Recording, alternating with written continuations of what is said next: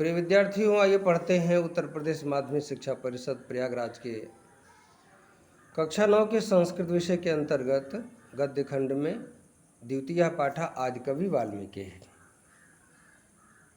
पहला अवतरण हम शुरू करते हैं और आप हमारे साथ इसका उच्चारण करेंगे। जैसे बोलते हैं वैसे बोलने का प्रयास कीजिएगा। संस्कृत वाङ्मयस्य आदिकवि महामुनि वाल्मीकि रीति सर्वै विद्वद्भिः स्वीक्रियते। महामुनिना रम्या रामायणी कथा स्वरचिते काव्यग्रंथे निबद्धा भगवतु रामस्य चरितम् अस्माकं देशस्य संस्कृतेस् च प्राणभूतं तिष्ठति। वस्तुतस्तु महामुनेः वाल्मीकि रेवैतन् माहात्म्यम् अस्ति यत्तेन रामस्य लोककल्याण कारकं रम्यम् आदर्शभूतं रूपं जनानां समक्षम् उपस्थापितं। वयं च तेन रामं ज्ञातुं क्षमा अभूम। अब आप शब्दार्थ देखिएगा। शब्दार्थ आप चाहें तो नोट कर सकते हैं, और वैसे गद्य में हर शब्द को नोट करेंगे तो कुछ तो आपको ज़्यादा मेहनत करनी ही पड़ेगी और हमारी स्पीड भी कम रहेगी। तो कुछ शब्दार्थ तो आपको पुस्तक में मिल जाएंगे और कुछ शब्दार्थ जो है हम तो पूरा बता रहे हैं। आप यहाँ से जो लिख पाइए लिखिए, और चैनल पर भी पढ़ करके उसको निकाला जा सकता है, क्योंकि जो हम यहाँ पढ़ा रहे हैं वो YouTube पर उपलब्ध हो जाएगा अभी 2-1 घंटे के अंदर। जैसे नेट चलता है वैसे ही। तो आइए शब्दार्थ की बात करते हैं। संस्कृतस्य संस्कृत के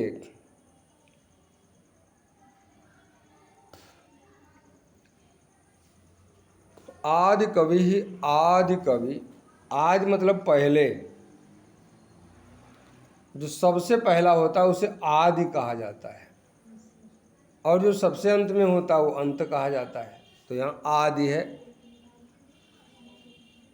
आदि कवि, आदि कवि महामुनि, महामुनि वाल्मीकि, वाल्मीकि हैं। इति यह सर्वैः सभी विद्वद्भिः विद्वानों द्वारा स्वीक्रियते स्वीकार किया जाता है। अब यदि खाली खाली हिंदी शब्दों को रखते चले जाओ एक सीरियल से, तो आपका अनुवाद आपके साथ चल रहा है ना। अभी जब हम अनुवाद पढ़ेंगे तो अनुवाद आप जब सुनिएगा तो देखिएगा जो शब्दार्थ दिया है एकदम वही चीज़ अनुवाद में आपको सुनाई पड़ेगी, है ना। आगे चलते हैं। महामुनिना, महामुनि ने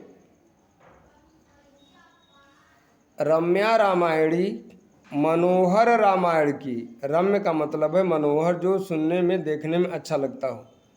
रामायण पर जो सीरियल बनाया गया है रामानंद सागर का, उसको लोग बहुत बार देखे हैं, लेकिन उसको देखने के बाद भी फिर देखते हैं, क्योंकि उनमें उनको हमेशा आनंद मिलता है। ठीक, तो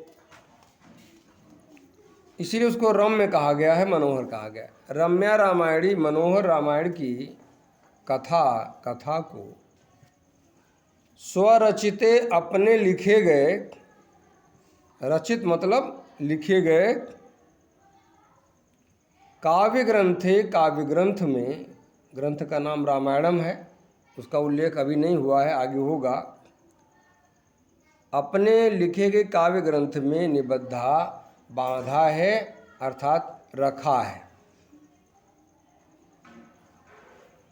भगवतः, जब भगवतों को तोड़ेंगे ना, विच्छेद करेंगे तो भगवतः बनेगा, क्योंकि बाद में राम का र आया है, इसलिए वो विसर्ग संधि का काम करेगा।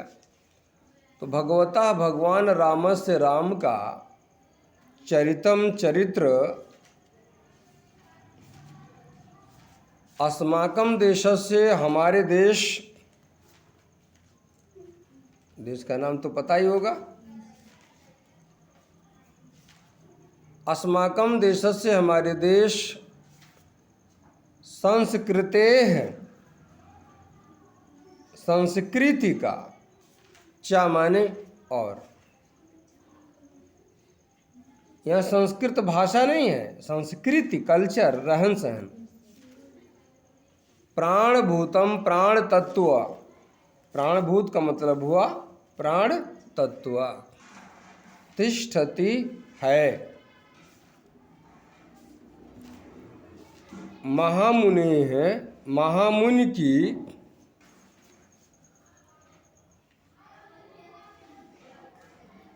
वाल्मीकि, वाल्मीकि की।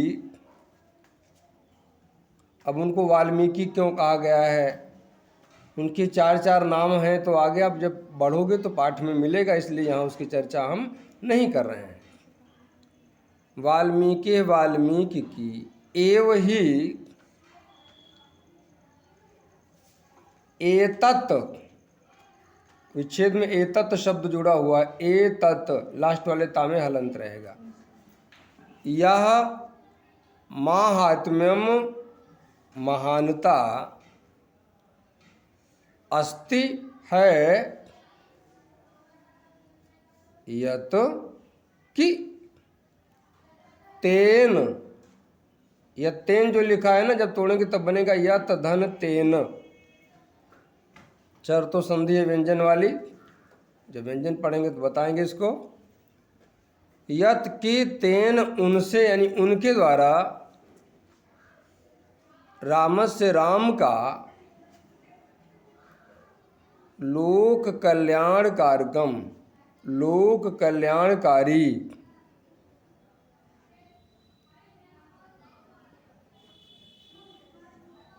रम्यम, मनोहर, आदर्शभूतम, आदर्श स्वरूप, मनोहर और आदर्श स्वरूप, रूपम, रूप,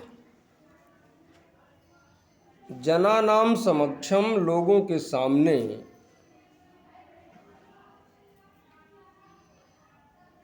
उपस्थापितम,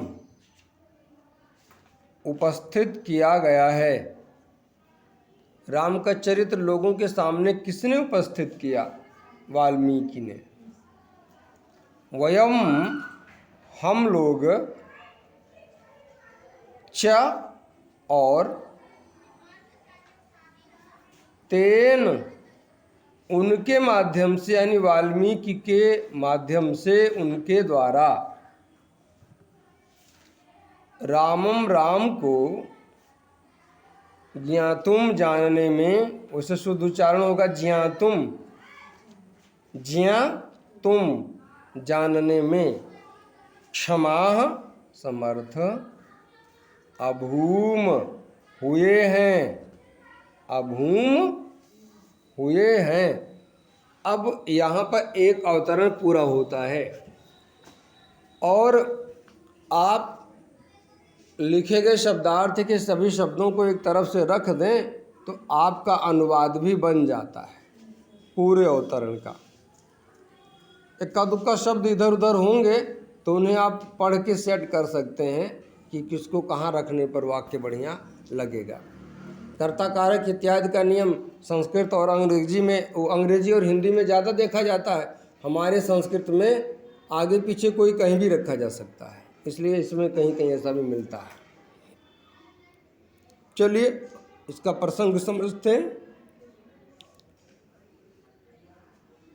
प्रस्तुत संस्कृत गद्य में महाकवि वाल्मीकि की महानता को दिखाते हुए उन्हें आदि कवि बताया गया है। ये इसका प्रसंग बनेगा। संदर्भ आप बना सकते हैं किस पाठ से कैसे है ना, वो बना लेंगे। हिंदी अनुवाद समझिएगा। संस्कृत साहित्य के आदि कवि, आप किताब देखते रहिएगा और देखिएगा कैसे मैं संस्कृत से हिंदी निकालता हूँ। संस्कृत साहित्य के आदि कवि महामुनि वाल्मीकि हैं, यह सभी विद्वानों द्वारा स्वीकार किया जाता है।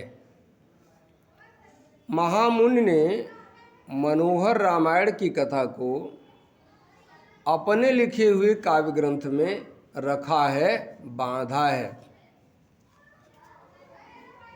भगवान राम का चरित्र हमारे देश और हमारी संस्कृति का प्राण तत्व है।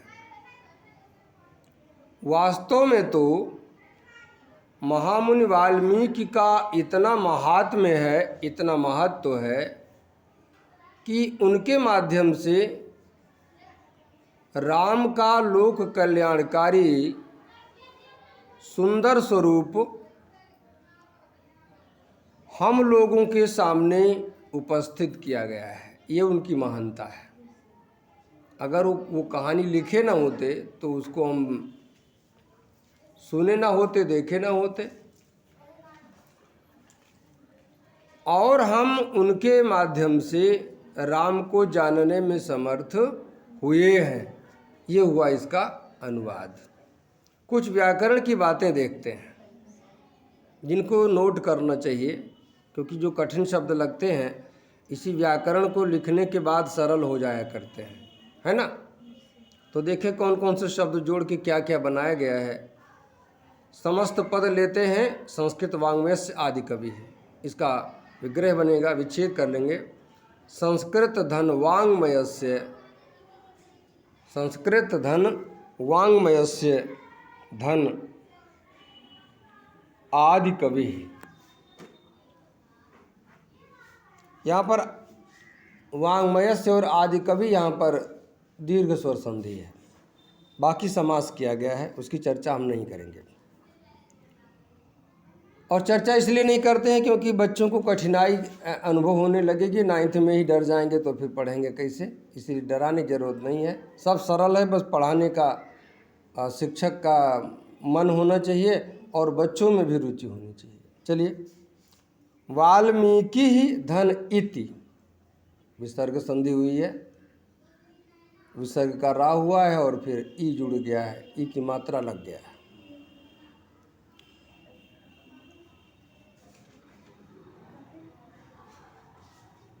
रम्या धन रामायणी धन कथा, ये 3 शब्द हैं। आपके समझने के लिए बता रहे हैं, बाकी संस्कृत व्याकरण ऐसा विच्छेद अलाउ नहीं करता। चरितम धन अस्माकम, चरितम धन अस्माकम, कोई संधि नहीं है, केवल शब्दों को जोड़ा गया, बातें नहीं। संस्कृते धन च, आप लोगों की आवाज़ रिकॉर्ड हो रही है, वीडियो बन रहा है। हाँ, ये यूट्यूब पे जाएगा ऐसे ही। और जब तक यूट्यूब रहेगा तब तक, और हमारे वीडियो रहेंगे तब तक लोग आपको ऐसे सुनेंगे और देखेंगे। मतलब आपके चेहरा नहीं आ रहा है, ऐसे कल पेज जाएगा। चेहरा के लिए हमको बड़ी व्यवस्था करनी पड़ेगी जो ज़रूरी नहीं लगती। हमारा उद्देश्य केवल सामग्री पहुंचाना है, अपना चेहरा पहुंचाना नहीं है, समझिएगा। संस्कृते धनचा, विसर्ग संधि हुई और उच्चत्व संधि हुई है। वस्तुतः धन तु, वस्तुतः धन तु, यहाँ पर भी विसर्ग संधि हुई है। आप सोचेंगे आज सूत्रों का नाम नहीं ले रहे हैं, तो वस्तुतः धन तु विसर्जनीय सह, ये सूत्र है, विसर्ग संधि है। वाल्मीके, बड़ा सा शब्द है, जरूर लिखिएगा, छूटने ना पाए। वाल्मीके धन एव,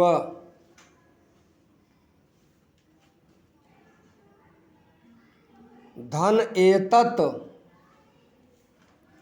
धन माहात्म्यम, धन माहात्म्यम, धन अस्ति, इतने शब्द जुड़े हुए हैं, अस्ति।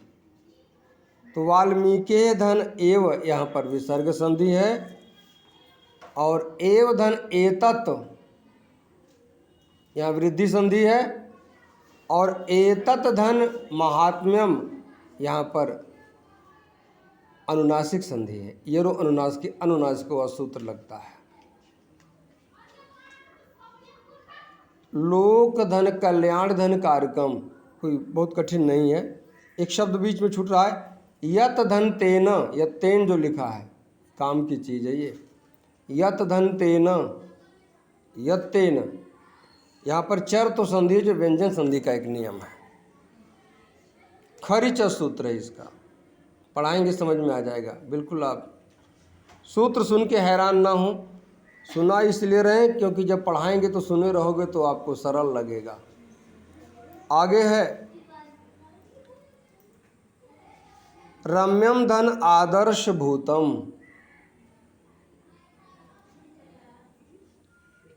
अगला है समक्षम धन उपस्थापितम, समक्षम धन उपधन स्थापितम भी ऐसे भी कह सकते हो। समक्षम धन उपधन स्थापितम, कोई संधि नहीं, केवल शब्दों को जोड़ा गया है, मात्रा लग गई है बस। बाकी सब अलग अलग स्वयं हैं ही, इसलिए उनके कोई विच्छेद इत्यादि नहीं बनते। कोई जिज्ञासा हो, कुछ बात समझ में नहीं आती हो तो आप डायरेक्ट पूछ सकते हो, जो वीडियो देखेंगे वो कमेंट करके पूछ सकते हैं, वो उनके ऊपर निर्भर करेगा। तो आज यहीं रोकते हैं, आज यहीं तक।